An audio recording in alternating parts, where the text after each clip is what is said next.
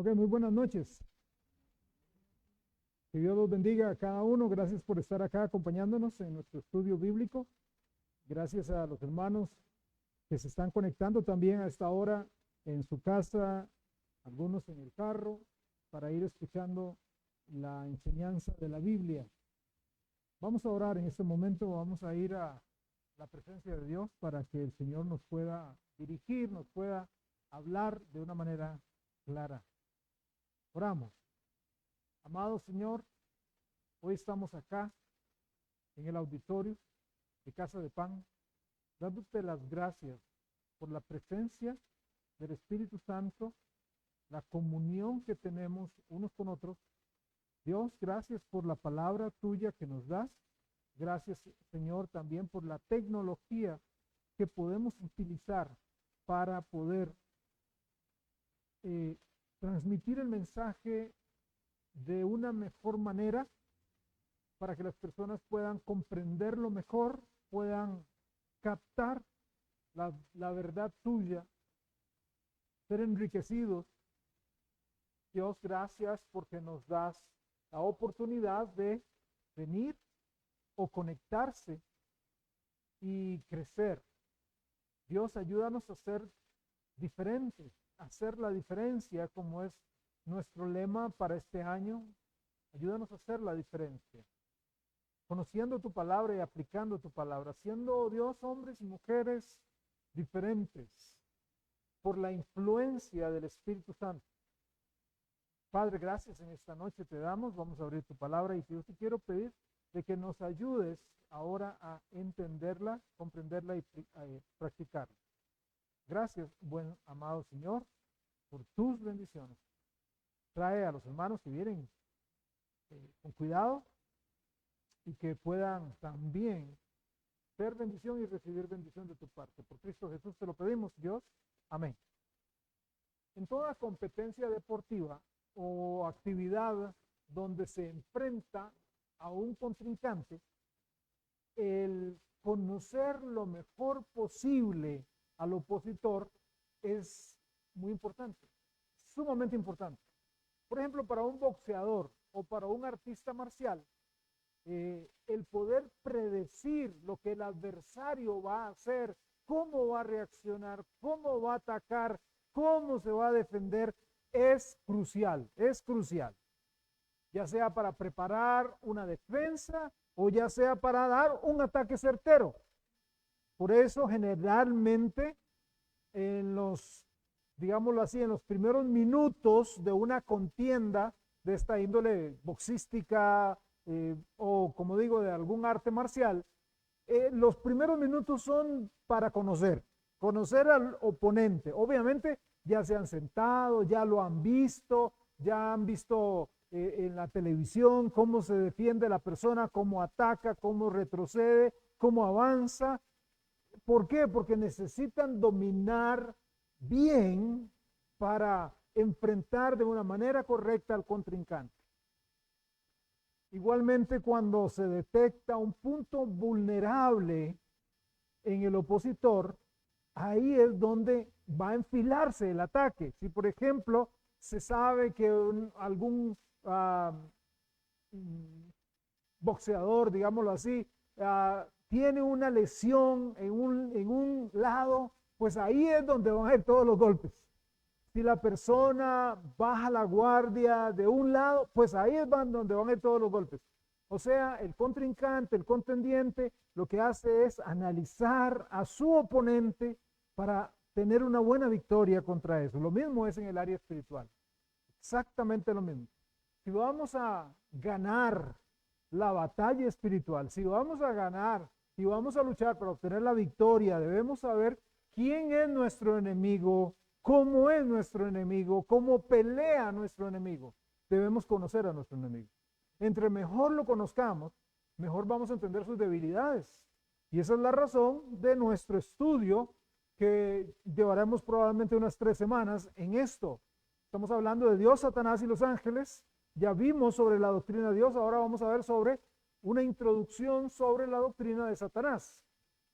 Claro está que para nada yo quisiera dar la impresión de que se quiera exaltar a la persona del diablo, porque a veces cuando se habla de él, en algunas ocasiones, como que se habla demasiado y la gente de más bien sale como, wow, estamos como exaltando a Satanás. Ese no es el propósito, esa no es la idea.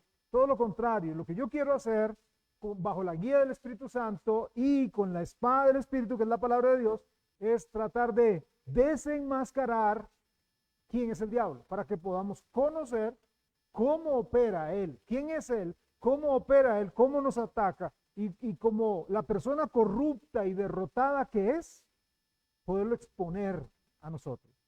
Sepamos que cuando eso sucede, pues siempre hay un ataque. El diablo nunca va a cesar de atacar al pueblo de Dios, a no ser de que el pueblo de Dios esté dormido y no esté haciendo nada. Cuando el pueblo de Dios está dormido, cuando el pueblo de Dios no está haciendo nada, pues el diablo está tranquilo.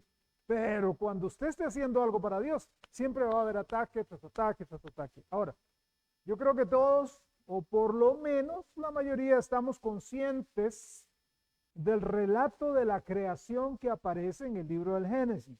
Allá, Génesis capítulo 1 y capítulo 2. ¿Ustedes recuerdan? Y en principio creó Dios los cielos y la tierra estaba desordenada y vacía. ¿Ustedes recuerdan eso?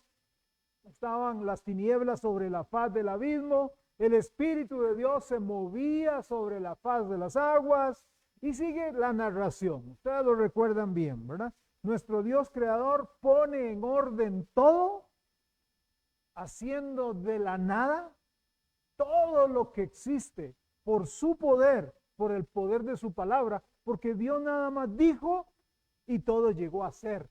No fue que él tuvo que agarrar ahí materia prima con sus manos y moldear, no. Dios nada más dijo, sea y fue. Ahora, recordamos eso ahí en el libro de Génesis. Cuando eso sucede ahí en Génesis 1 y 2, ya había seres vivos en el universo. Ya había. Repito ahí los primeros versículos. En el principio creó Dios los cielos y la tierra estaba desordenada y vacía, y el Espíritu de Dios se movía sobre la faz de las aguas. Ya había ahí seres vivos en todo el universo. ¿Quiénes eran esos seres vivos? Bueno, ahora su Biblia a Job capítulo 38. Job capítulo 38, vamos a ver los versículos 4 al 7. Vamos a ver quiénes eran esos seres vivos que estaban ahí en el momento de la creación de Dios, cuando Dios fue creando todas las cosas o acomodando todas las cosas. Y vamos a descubrir quién estaba ahí con Dios cuando Él hizo el mundo. Job capítulo 38, téngalo por ahí. Si no, en la pantalla lo vamos a tener. Acá nosotros encontramos a Job haciéndole unas preguntas, a Dios, perdón, haciéndole unas preguntas muy interesantes, preguntas retóricas a Job. Le está haciendo unas preguntas, está encarando a Job. Ya estamos llegando al final del libro de Job, ¿recuerdan? Job tiene 42 capítulos, estamos en el 38. Ya habían hablado los tres amigos, Elifaz, Temanita, Bildad, Sujita y todos los demás. Y entonces Dios le dice, ok, Job, tengo unas preguntas para vos. Y en el versículo 4 viene la primera. 38:4 dice, ¿dónde estabas tú cuando yo fundaba la tierra? Házmelo saber si tienes inteligencia. La respuesta está implícita ahí, ¿verdad? Es una pregunta retórica. ¿Qué es lo que puede contestar Job? ¿Dónde estabas tú cuando yo fundaba la tierra? De Dios. Yo no estuve. Yo no estuve en ese momento. Yo no existía en ese momento. Yo no estuve ahí. Ok, entonces el Señor sigue, versículos 5 y 6. Versículos 5 y 6, Job 38, 5 y 6. ¿Quién ordenó? Sigue Dios todavía con el aspecto de la creación. ¿Quién ordenó sus medidas? Si lo sabes. ¿O quién extendió sobre ella cordel? ¿Sobre qué están fundadas sus bases? ¿O quién puso su piedra angular? Porque sabemos exactamente que para poder cualquier construcción hay que poner una piedra de fundamento. ¿Entonces quién la puso? ¿Dónde estabas tú? ¿Me puedes narrar? ¿Quién ordenó las medidas de la tierra, del universo? Job? ¿Quién extendió cordel? Son palabras técnicas en la construcción, ¿cierto? Si vamos a hacer un muro, si va a hacerse algo, pues se tira un cordel, ¿sí? Para tener cierta rectitud, me imagino, ¿ok? Job, ¿estuviste ahí? ¿Estuviste ahí, Job? No, él no estuvo, obviamente, ahí. Pero prestemos atención a al versículo que sigue, versículo 7. O sea, le viene diciendo, Job, ¿dónde estabas? ¿Dónde estabas? ¿Estuviste? ¿Estuviste? ¿Estuviste? Y ahora viene el versículo 7. ¿Dónde estabas tú cuando alababan todas las estrellas del alba y se regocijaban todos los hijos de Dios? Un momentito. No había ni un ser humano creado, aún Adán no había sido creado. Y aquí le dice, ¿dónde estabas tú entonces, Job, cuando alababan todas las estrellas del alba y se regocijaban todos los hijos de Dios? ¿Dónde estabas tú? Ahora, yo quiero que observemos lo siguiente. Dios identifica a las estrellas de la mañana, las estrellas del alba, cantando juntas, y a todos los hijos de Dios cantando llenos de gozo por la creación que se estaba llevando a cabo, por cada cosita. Primer día que Dios hizo cualquier cosa y ¡wow! Toda la alabanza que daban, todo el júbilo que daban. Esas estrellas del alba, esos hijos de Dios. ¿Dónde estabas tú entonces cuando estaban cantando juntos las estrellas, los hijos? Las estrellas de la mañana no pueden ser estrellas reales. No pueden ser estrellas reales. Yo sé que a veces uno quiere sonar muy poético, ¿verdad? Y ver cosas a veces donde no hay. Y decimos, qué lindo, las estrellas cantando, ¿verdad? Ay, la luna canta y la estrella, Saturno canta y las lunas que de Plutón cantan. Y no cantan. No cantan, son rocas. ¿Ok? Entonces, cuando dice estrellas, ¿a qué se refiere? ¿Quiénes son? Esas estrellas, si usted ve el texto bien, ese versículo 7, esas estrellas son comparadas con los hijos de Dios. Las estrellas y los hijos de Dios, según el texto, son lo mismo. ¿Quiénes son? Los ángeles. Son los ángeles. Si no, usted puede ir al libro de Apocalipsis. Y cuando ahí en Apocalipsis se está hablando y el Señor empieza la revelación y empieza a decir, vea que hay, donde dice, vamos a ver,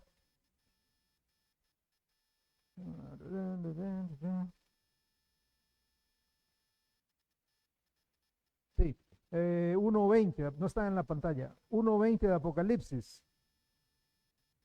Ya él había hablado de ángeles, ya había hablado de candeleros, ya había hablado, etcétera, y empieza la interpretación, en el versículo 20, Apocalipsis 1:20, el misterio de las 7 estrellas que has visto en mi diestra y de los 7 candeleros de oro. Las 7 estrellas son los ángeles de las 7 iglesias.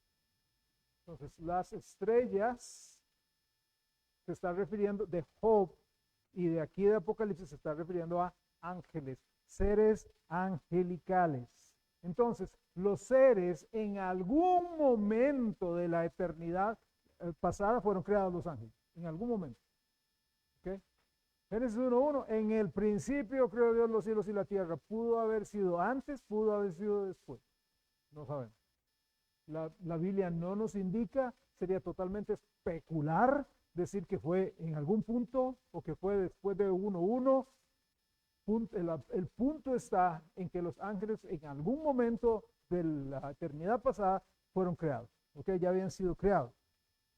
Esta es la explicación que da el texto. Ahora, los ángeles son llamados, y aquí viene una palabra hebrea, son llamados Bane Ha-Elohim. Bane Ha-Elohim. Ese es el nombre que se les da en Job 1:6, en Job 2:1 y en Job 38:7. 3 veces. Bane Ha-Elohim. Job 1:6, Job 2:1, Job 38:7. ¿Y qué significa eso? Hijos de Dios. Entonces, esos ángeles se refiere que, según la traducción, son hijos de Dios. Entonces necesitamos entender el término hijos de Dios, y ese término se está reservando para aquellos que fueron creados por un acto directo de Dios, ¿ok? Por un acto. En el Nuevo Testamento es totalmente diferente el concepto de hijos de Dios. Hay muchas cosas que en el Antiguo Testamento eran una cosa y en el Antiguo Testamento significan otra, ¿ok? Hijo de Dios en el Nuevo Testamento, Juan 1:12. Más a los que le recibieron, a los que creen en su nombre, les dio potestad de ser hechos hijos de Dios. En el Antiguo Testamento fueron creados esos seres y fueron llamados hijos de Dios. Ahora, no sabemos, como digo, cuándo es que los ángeles fueron creados, pero creo que es seguro decir que existían cuando el mundo fue hecho. Otra vez, no hay una fecha segura, no hay una data en que podemos ubicarlos. Simplemente no sabemos hace cuánto tiempo que existían, porque no hay revelación en eso. Pero lo importante es que ya existían los ángeles.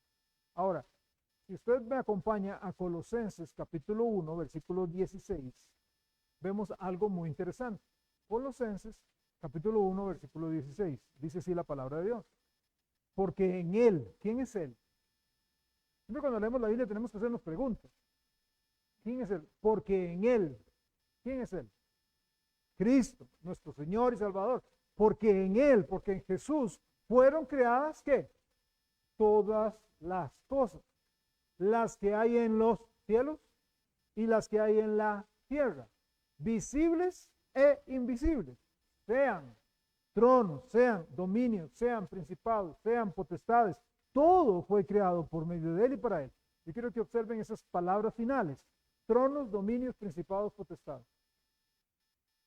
Si usted toma la Biblia, digamos en Colosenses 1:16, y la compara un poquito con Efesios 6 y la guerra espiritual, usted va a ver eso. No tenemos lucha contra sangre y carne, sino contra principados, potestades, gobernadores de las tinieblas de este siglo, huestes espirituales de maldad. Entonces, cuando habla acerca de tronos, dominios, principados, potestades, está diciendo que Dios creó también los ángeles que tienen una jerarquía. La Biblia nos dice en 1 Corintios que nuestro Dios es un Dios de orden. Nuestro Dios es un Dios de orden. No, a veces no sé por qué pensamos que cuando se habla de la batalla espiritual, se piensa de que Satanás y sus demonios atacan así como, qué sé yo, como el chiquillo del barrio que es un peleón y entonces ya se enojó con el otro y se le viene a carretilla, ¿verdad? Tirándole golpes. No. De hecho, se utiliza una palabra militar para el diablo. Probablemente la otra semana la vamos a usar. Dice las estrategias, las estratagemas. El diablo analiza. El diablo es un contendiente increíble. Él no se le viene así a lo que caiga. Él no va a gastar pólvora por gastarla. Él va a dar en el lugar donde hay debilidad. Donde nosotros somos flacos, somos débiles, no nos estamos protegiendo, nos descuidamos, ahí es donde va a entrar. ¿Ok? Esos términos, sí, perdón.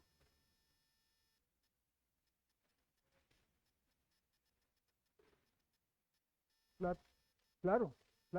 Y esos términos, tronos, dominios, principados, potestades, son rangos en los cuales los demonios y también los ángeles de Dios trabajan y se mueven. No todos son iguales. No todos, la pelota de ángeles, ahí todos iguales. No. La pelota de los demonios, son todos iguales. No, son diferentes. Es cuestión de que usted vea la Biblia, especialmente en el libro de Daniel. Usted va a ver a algunos de los ángeles de Dios guerreando contra algunos de los príncipes del diablo, específicamente puestos sobre imperios. ¿Ok? Bueno, lo que están enseñando también Colosenses 1:16 es que los ángeles fueron creados. Los ángeles no tienen existencia en sí mismos como nuestro Dios la tiene. Dios existe en sí mismo. Él no fue creado. A veces la pregunta de todo niño, niña, chiquitillo, dice, ¿quién creó a Dios? Dios no lo creó nadie. Dios ha existido por siempre. Los ángeles sí fueron creados. En algún momento fueron creados, no tienen existencia propia en sí mismos. En algún punto de la historia pasada fueron creados. Ve al Salmo 148, por favor, versículos 2 al 5. Salmo 148, 2. Dice, alabadle vosotros todos sus ángeles. Alabadle vosotros todos sus ejércitos. No se está refiriendo a los ejércitos de Israel, se está refiriendo a los ejércitos celestiales. Alabadle, sol y luna, alabadle vosotras todas, lucientes estrellas, alabadle cielos de los cielos y las aguas que están sobre los cielos. Alaben el nombre de Jehová, porque Él mandó y fueron creados. Aquí hay una riqueza increíble en teología y en ciencia. Vea que ahí dice, en versículo 4, nada más así una pinceladita. Alabadle cielos de los cielos y las aguas que están sobre los cielos. Ajá. Las aguas que están sobre, no dice, las aguas que están sobre el cielo. Está usando plural. El mismo plural que se utiliza en Génesis 1:1. En el principio creó Dios porque hay tres. Y aquí se está usando la misma palabra, plural. Y dice que hay aguas que están sobre los cielos. Por eso, cuando vemos a algún científico de la NASA que nos dice, fíjese que encontraron agua en Marte. ¿Sí? ¿Sí? Ahí dice. Aquí está. Y viera que encontraron. Y si los adelantos tecnológicos y científicos pudieran llevarnos a más años y a más investigación, probablemente van a encontrar agua en Saturno. Y también van a encontrarlo en Alpha Centauri. Y lo van a encontrar, y si se pudiera, cosa que no se va a poder jamás, pero si se pudiera subir, pasar nuestro primer cielo a y pasar el segundo cielo, que es donde está el universo, entre el segundo cielo y el tercer cielo, ¿qué hay? Agua. Agua. ¿Cómo sabe? Apocalipsis. Dice él que yo estaba y vi un mar de cristal, agua congelada. Si usted sigue para arriba, para arriba, para arriba, para arriba, hay frío, se congela. Entonces ahí está parado y ve agua. Agua. ¿Okay? Ahí está, es increíble lo que la palabra de Dios nos enseña.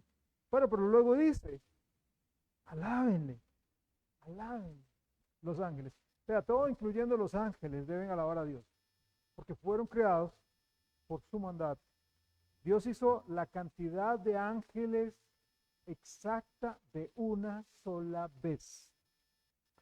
A veces escuchamos terminología muy bonita, pero no bíblica. Muere especialmente un bebé, un niñito, un bebecito. Entonces la gente dice, ay, qué dolor, qué triste, pero ya hay un ángel más, hay un angelito más en el cielo. El niño no se convierte en angelito, el niño es un niño, el niño se fue al cielo, sí, se fue al cielo, pero no es un angelito. Los ángeles no crecen en número. Si Dios creó, no sé, chorrocientos millones, seguirán siendo esa cantidad. No hay más ángeles, no hay, ¿ok? Dios creó y tampoco es que los ángeles se reproducen, tampoco es que creó un par de ángeles y esos par de ángeles se relacionan sexualmente y se van reproduciendo, como Adán y Eva. Tienen la tierra, tengan un montón de hijos. No, no es que son unos cuantos ángeles que se reproducen y hay un montón. No, los ángeles no se reproducen. Los ángeles son asexuales. Aunque, paréntesis, hermanos, porque a mí me encanta ver todo el contexto de la Biblia. Aunque cada vez que un ángel se presenta en la tierra, se presenta como un hombre, como un humano, forma humana, ¿ok? Forma de hombre, ¿sí? Pero es para cumplir una misión de Dios. Gabriel, cuando está María y le dice, Gabriel, necesito que vaya y le diga que quedó embarazada del Espíritu Santo y cosas así, ¿cuál es la idea que nosotros vemos? La idea que nos vendieron de la Edad Media. Un ser en una ropa blanca y unas alotas así sentado, ¿verdad? No, un hombre hablando con María y diciéndole, vengo de parte del Señor, tú eres bienaventurada, muy favorecida, etcétera. En Mateo capítulo 22, el Señor cuenta una historia sobre una herencia. Para nosotros es muy rara esta historia en Mateo 22, muy rara, porque es totalmente diferente a nuestro tiempo y a nuestra cultura. En aquel entonces, digámoslo así, porque ahí están los saduceos haciéndole una pregunta capciosa a Jesús para ver si lo agarraban en algo. Entonces lo que hacen es, ok, ve a Jesús. Resulta que, ¿verdad? En la resurrección, aunque ellos no creían, en la resurrección Jesús, digamos que una muchacha se casa con uno de 7 hermanos. Se casó con uno, el mayor, ¿qué se casó? Bien, pero resulta que se murió.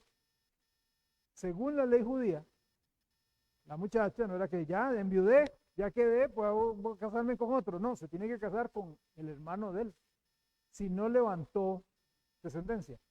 Entonces se tiene que casar con uno de los hermanos. Y ese se murió. Y luego se tiene que casar con el tercer hermano. Y entonces ellos le hacen la lista larguísima a Jesús y le dicen, y se fueron muriendo todos, hasta que llegó ella de último y se casó con el séptimo, con el último hermano, con el menor, con el chiquillo, con el chihuín, se casó. Y se murió el muchacho y se murió ella. Y no levantaron descendencia. Entonces le hacen la pregunta. En la eternidad allá, ¿cómo va a ser? Y entonces tenemos el versículo 29 y 30 de Mateo 22. Dice, entonces respondió Jesús y les dijo, erráis, ignorando las escrituras y el poder de Dios, porque en la resurrección ni se casarán, ni se darán en casamiento, sino serán como los ángeles de Dios en el cielo.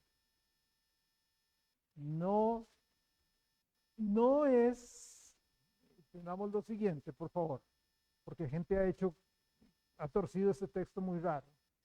No es que yo voy a tener un cuerpo que no sé si es hombre o soy mujer. No, yo voy a ser hombre. Y las mujeres, mi esposa va a tener un cuerpo de mujer. Pero no vamos a tener sexo, no vamos a tener relación sexual en el cielo. Eso es lo que se refiere. Los ángeles son asexuales. No tienen relación sexual en el cielo. Ay, qué lindo sería que en el cielo voy a estar casado con mi esposa. Y sí, pero no. Sí, pero no. Así no funciona en el cielo.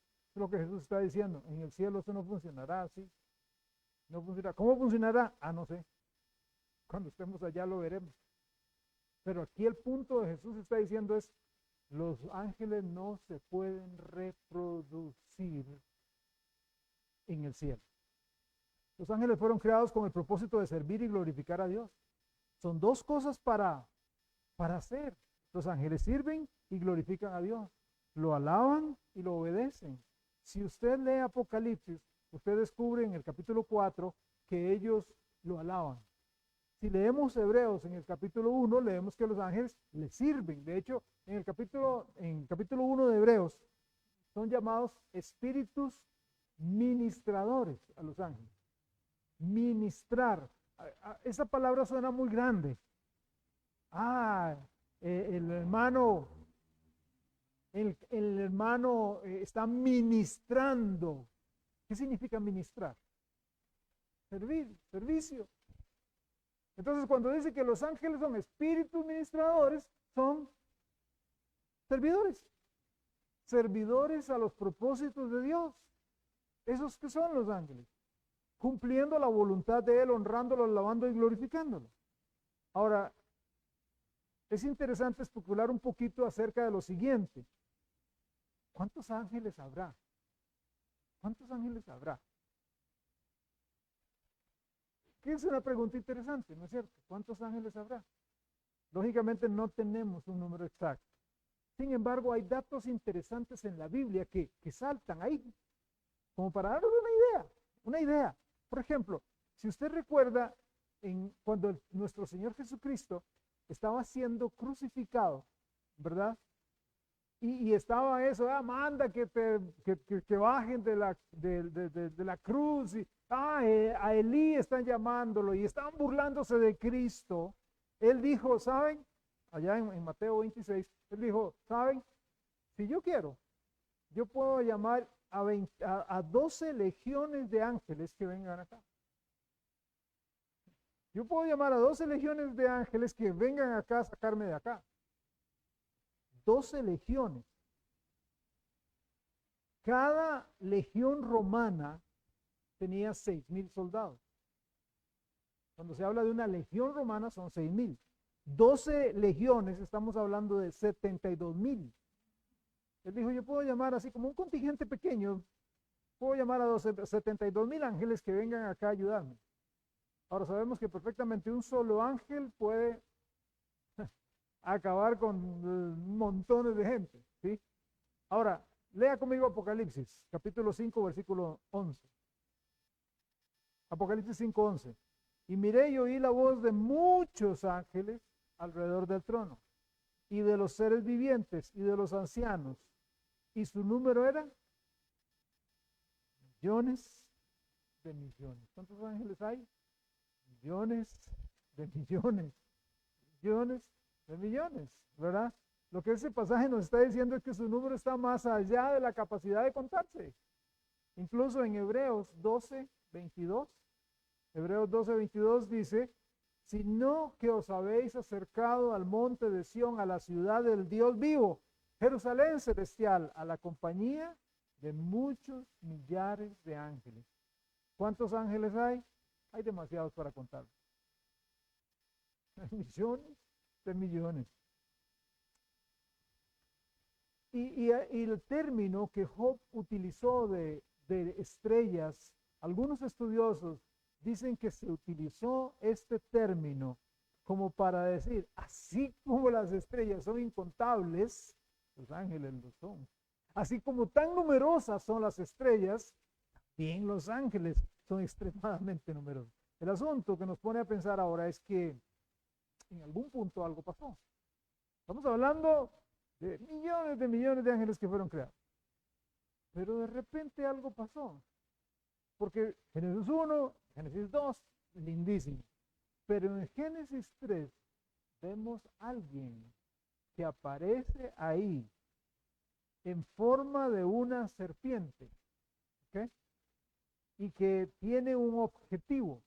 Ese alguien es como el cabecilla de algo. Se presenta ahí en el huerto del Edén, se infiltró en el huerto con un propósito determinado. ¿Qué entonces pasó? ¿Qué fue lo que pasó ahí? Otra vez, no hay fecha, no podemos ubicarlo. Algunos dicen que fue antes de Génesis 1.1, otros dicen que fue entre Génesis 1.1 y Génesis 1.2. Otros dicen que fue mientras Dios estaba creando, a saber. Yo tengo mi posición en eso y un día se los voy a dar y con los argumentos. Pero ya al capítulo 3 ya vemos a uno diferente.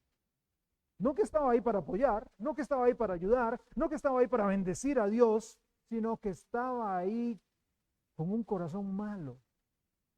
Lo que sucedió entonces es que algunos ángeles cayeron. Un gran grupo de ángeles en el cielo se rebeló. Una de las preguntas más difíciles en la teología es lo que se llama la teodicea. Teodicea. Ustedes han escuchado un libro que se llama ¿cómo se llama? La Odisea, ¿verdad? La Odisea. Okay. Bueno, en teología hay una posición, una idea que se llama teodicea. Teodicea, ¿qué es? Teodicea es el origen del mal. ¿De dónde se originó el mal? ¿De dónde viene el mal? Ok, estamos con millones de ángeles creados por Dios, con voluntad propia, todos buenos, pero de repente salió el mal. ¿De dónde vino el pecado? ¿De dónde salió el mal? La respuesta es, nosotros los humanos no sabemos.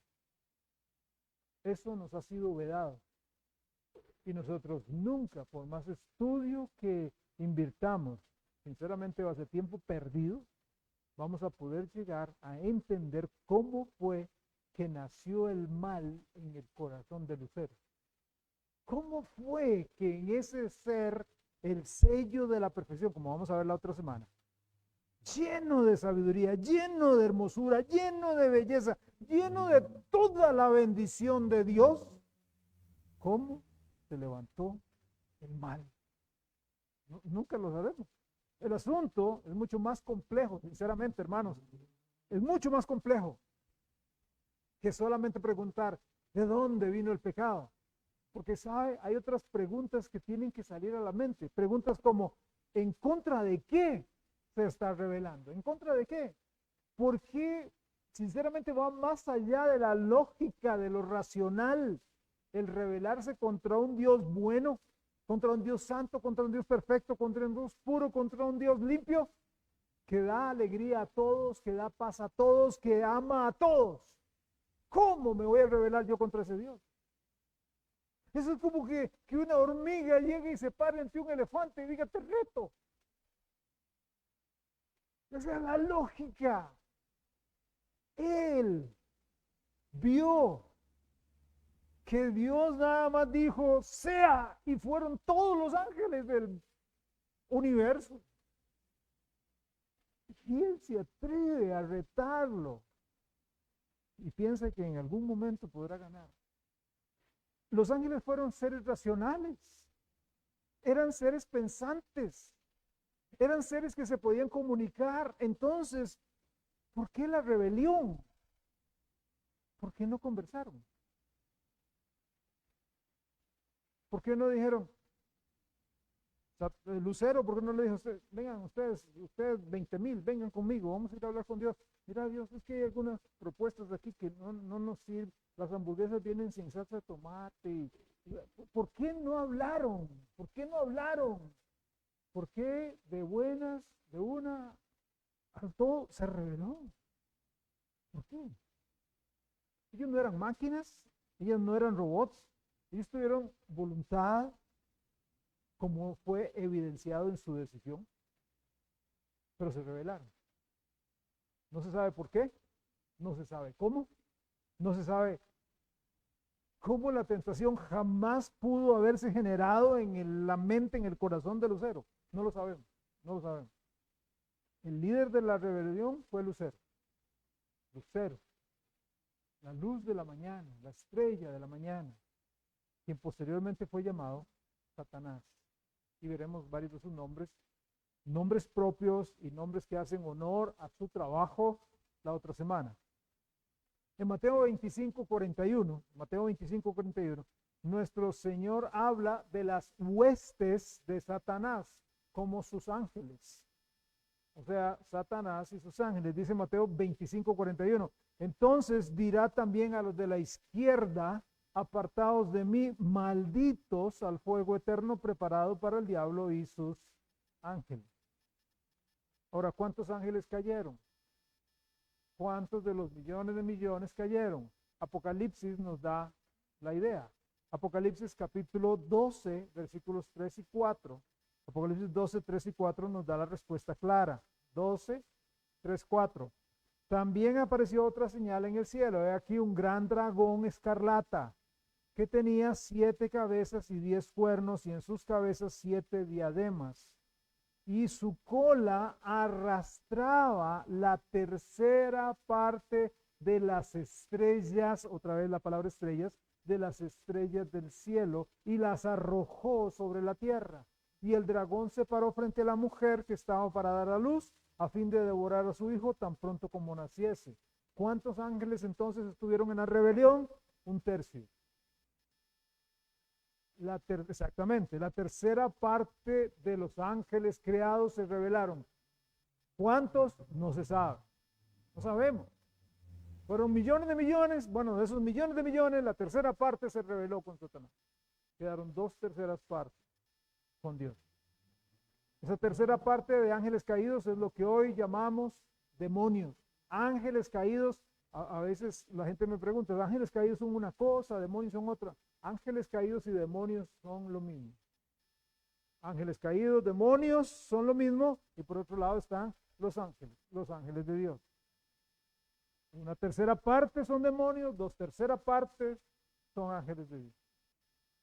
¿Podrán algunos de esos 2/3 volver a pecar, rebelarse o no? No. ¿Por qué no? La Biblia nos diría. La Biblia nos habla del ayer, de hoy y del futuro. Y no nos dice que hay alguno que se vaya a rebelar. No hay. Ellos en su voluntad la sellaron para Dios.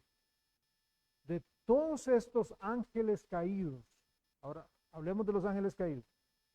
De todos estos ángeles caídos, de todos estos demonios, unos de ellos están sueltos, y otros están encerrados, están en prisiones de oscuridad, como dice la Biblia, están aprisionados, ¿ok? Están en el infierno, ahí, ¿ok? ¿Por qué? Porque ellos hicieron algo, según Primera de Pedro capítulo 3, y según Judas, estos ángeles hicieron algo sumamente inapropiado en Génesis capítulo 6. Ahí en Génesis capítulo 6 leemos que la maldad de los hombres era mucha. Y luego dice que viendo los hijos de Dios, el término hebreo que mencioné, de Job, viendo los hijos de Dios que las hijas de los hombres eran hermosas, se allegaron a ellas y les engendraron hijos. Y luego el siguiente pasaje, usted ve que dice que ellas engendraron gigantes. Había gigantes en la tierra. ¿Ok?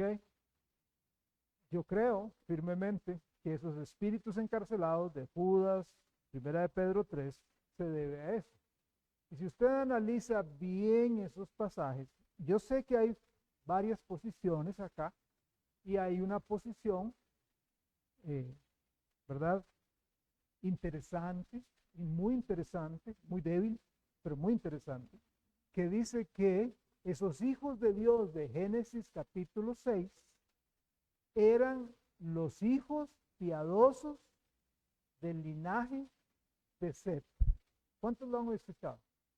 Dicen que ¿verdad? Es que venían unos hijos piadosos del linaje de Set, ¿verdad? Ellos eran buena gente, ¿verdad? Y entonces esos hijos de Dios se juntaron con las malvadas hijas de los hombres, las mujeres malas. Y entonces les engendraron hijos y no sé, pregunto, ¿de qué ser malvado, humanamente hablando, hombre o mujer, ha salido un gigante? Un gigante es una mutación. Un gigante es algo raro. Son seres de 3 metros en adelante, de 3 hasta 4.5, 4.6 metros. Deformes que los usaban para guerra y meter miedo. O sea, de una pareja de, él es bien malo, un Charles Manson, ¿verdad? Malo, un Hitler. Y una mujer como Jezabel. Entonces de ellos dos sale un gigante. No, no. Los hijos piadosos de Set. Qué interesante, los hijos piadosos de Set. ¿Y por qué dice que ninguno de esos hijos piadosos fue encontrado justo? ¿Por qué dice Génesis 6? Vea cómo empieza el texto. Génesis 6 dice, había maldad, todo designio de los pensamientos del corazón de los hombres era de continuo solamente el mal. ¿Sí? ¿Qué le pasó a los hijos de Set? Y luego dice que solamente halló uno gracia ante los ojos de Dios. ¿Quién era? El hijo de Set. No. ¿No hay? Entonces, ¿qué pasó con los hijos de Set? Eran tan buenos. ¿Ve? Y así puedo seguir con varias debilidades más de ese concepto. Pero usted está diciendo que los ángeles son asexuales. Pero si usted lee bien 1 de Pedro 3 y Judas dice, ellos abandonaron su morada. Su morada. ¿Usted puede ver algún ángel ahora? ¿Puede ver algún demonio? Ojalá que no. ¿Lo podemos ver? ¿Por qué no? ¿Por qué no? ¿Por qué no podemos ver? Aquí hay ángeles. Son abandonaron su morada. Toman forma humana. Cuando el ángel toma forma humana, Gabriel, especialmente Gabriel, toma forma humana, es porque Dios lo manda. No tiene nexo con ningún humano, salvo que le da un mensaje.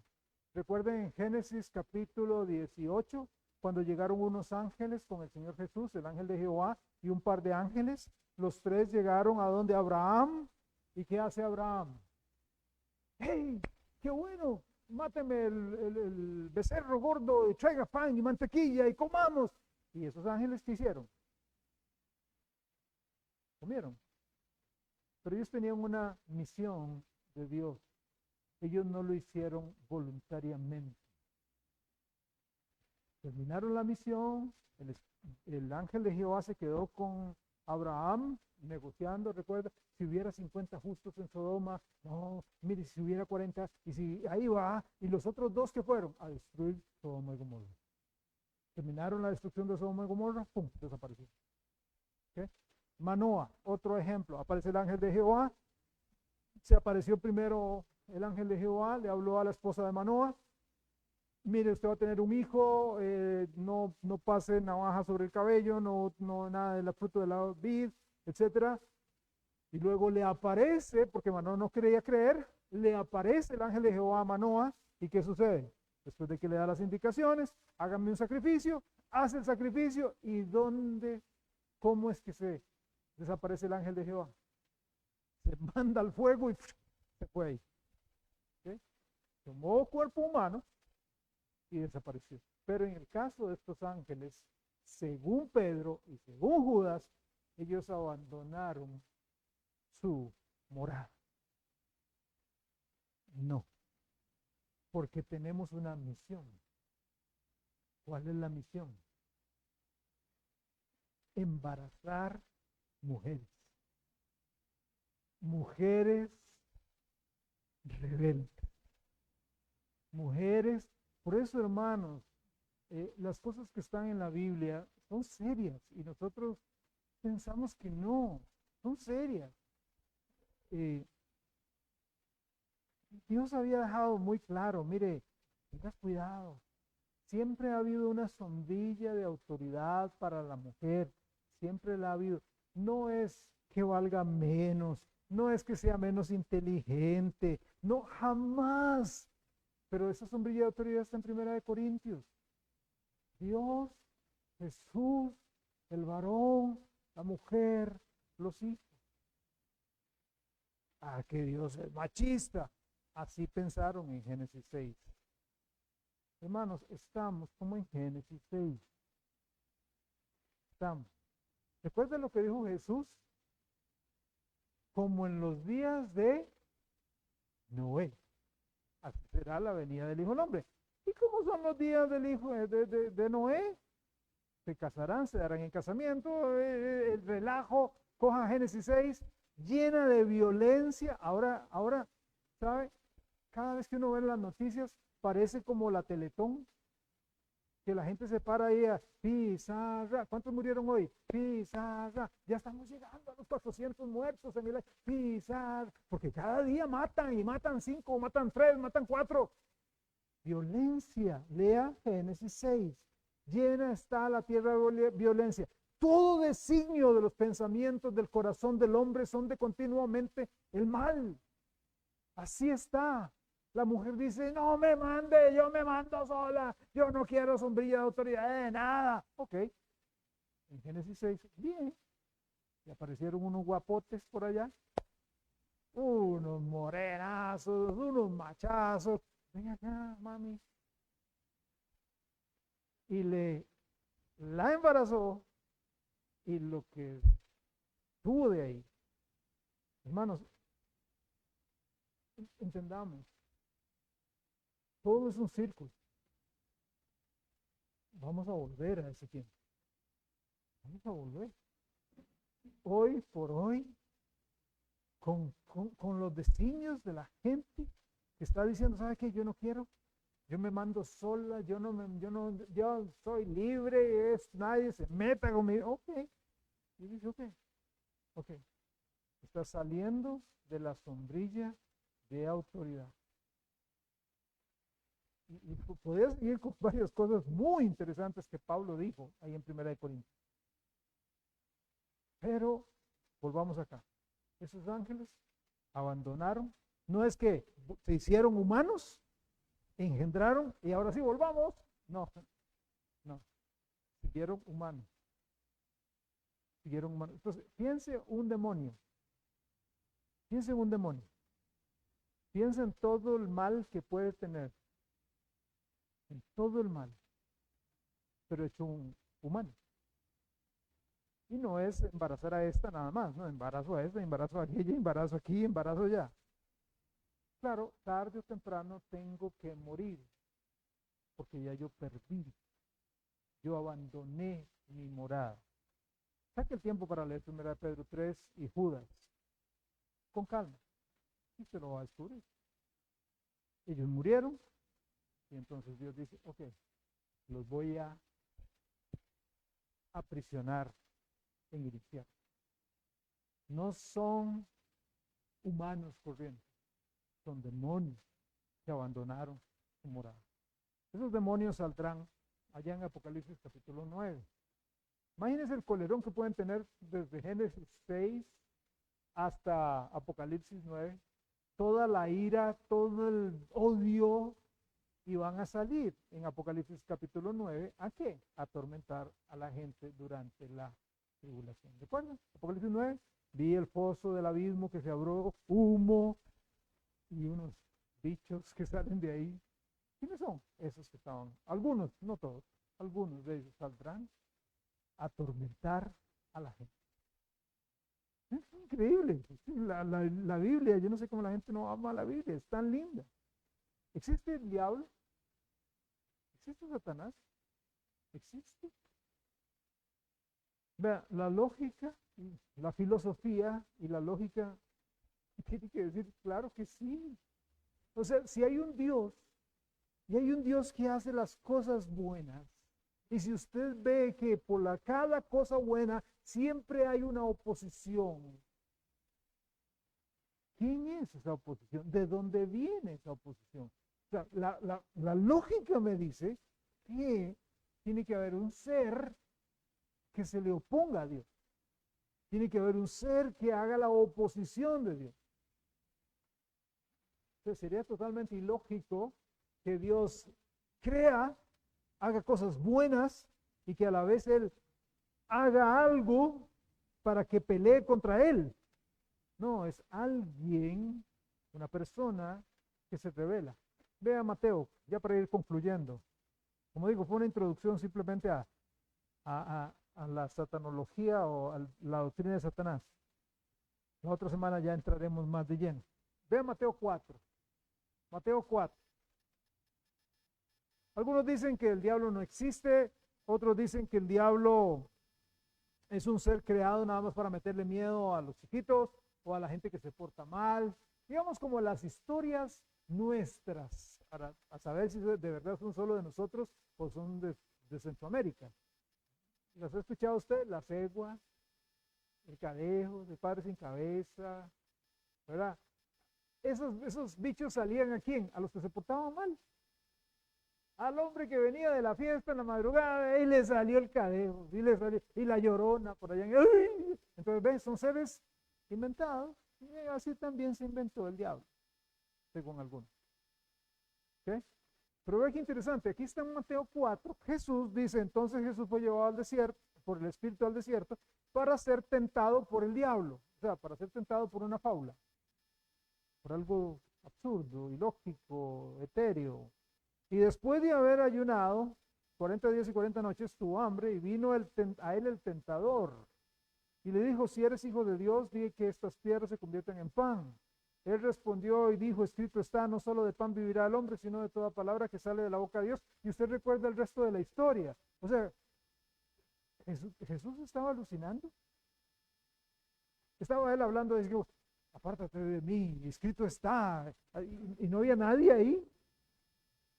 No, él estaba hablando con un ser que se le estaba oponiendo, con Satanás. Satanás se le estaba oponiendo. El Señor Jesús estaba en conflicto con esa persona real aquí. Él expulsó demonios. Él peleó contra el diablo varias veces. Jesús entonces durante su ministerio personal creyó en Satanás. Pablo también creía en Satanás. Vea algunos pasajes. Efesios 4:27. Dice Efesios 4:27, ni deis lugar al diablo. Y en Efesios 6:11, hablando de la armadura, vestíos de toda la armadura de Dios para que podáis estar firmes contra ¿qué? Contra las acechanzas del diablo. El apóstol Juan también creyó en el diablo. Primera de Juan 3:8. El que practica el pecado es del diablo, de ese ser. Porque el diablo peca desde el principio. Para esto apareció el Hijo de Dios, para deshacer las obras del diablo. O sea, escúcheme, decir que yo creo en Cristo, pero no creo en el diablo, eso es un concepto totalmente contradictorio. Pero si usted cree en Cristo, tiene que creer en Cristo. Una persona tiene que creer en el diablo, el oponente, el opositor. Primera de Juan 5:19. Sabemos que somos de Dios, dice Juan, y el mundo entero está bajo el maligno, bajo el diablo, bajo Satanás. Santiago, o sea, vemos Jesús creyó en el diablo, Pablo creyó en el diablo, Juan creyó en el diablo, Santiago también cree en el diablo, creyó en el diablo. Vea Santiago 4:7. Someteos pues a Dios. Resistid ¿a quién? Al diablo, y huirá de vosotros. Pero no solo eso, Pedro también creyó en el diablo. Primera de Pedro 5:8. Sed sobrios y velad, porque vuestro adversario, el diablo, como león rugiente anda alrededor buscando a quien devorar. Si usted estudia la Biblia, usted tiene que creer que el diablo existe. Vea, con esto quiero terminar. El diablo tentó a Eva en Génesis 3. El diablo tentó a Cristo en Mateo 4. El diablo pervirtió la palabra de Dios en Mateo capítulo 4 y en Génesis capítulo 3. En Zacarías capítulo 3 el diablo se opone a la obra de Dios. En 1 Tesalonicenses 2, el diablo estorba a los siervos de Dios. Él estorba el evangelio en Mateo 13 y en 2 Corintios 4. Engaña a las naciones en 1 Reyes 22 y Apocalipsis 16. Él es un ángel de luz en 2 Corintios 11. Él logró la entrada del pecado y la caída de la raza humana en Génesis 3 y Romanos 5. Él anda alrededor como león rugiente, según 1 Pedro 5. Él es el acusador de los hermanos en Apocalipsis 12. Él tiene el poder de la muerte en Hebreos 2. Y el mundo entero está bajo su poder en 1 Juan 5. Entonces es bastante obvio que en la Biblia hay un ser que se opone a Dios. Una persona, no una idea, no una cosa, no un ente, un ser, una persona. Y por cierto está muy ocupado. Va a seguir luchando. Va a seguir luchando, trayéndose abajo, tratando de traerse abajo la obra de Cristo. El hecho, hermanos, de que el diablo esté derrotado no quiere decir que no tenga fuerza. No quiere decir que no, más bien lo hace más peligroso. Está sentenciado, por eso él quiere dañar a como dé lugar lo que sea. Cuidado, cuidado, porque la mira telescópica está en su nuca y en la mía.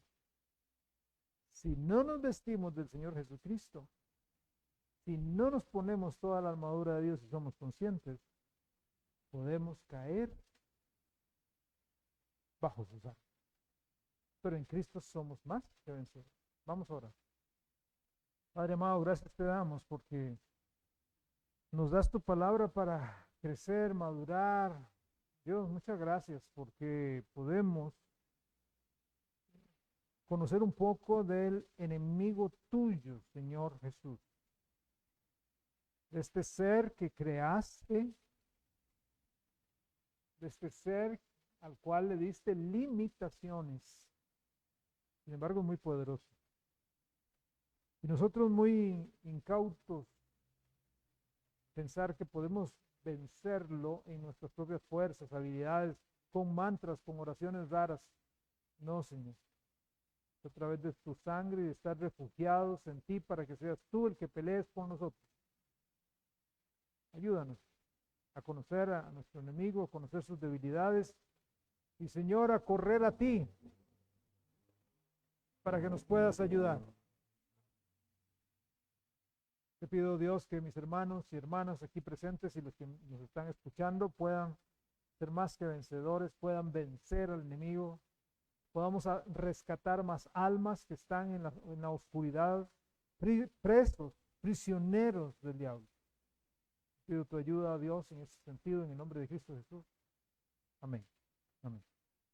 Que el Señor los bendiga, hermanos. Que tengan muy buenas noches. Allá atrás hay cafecito, hay algo para comer.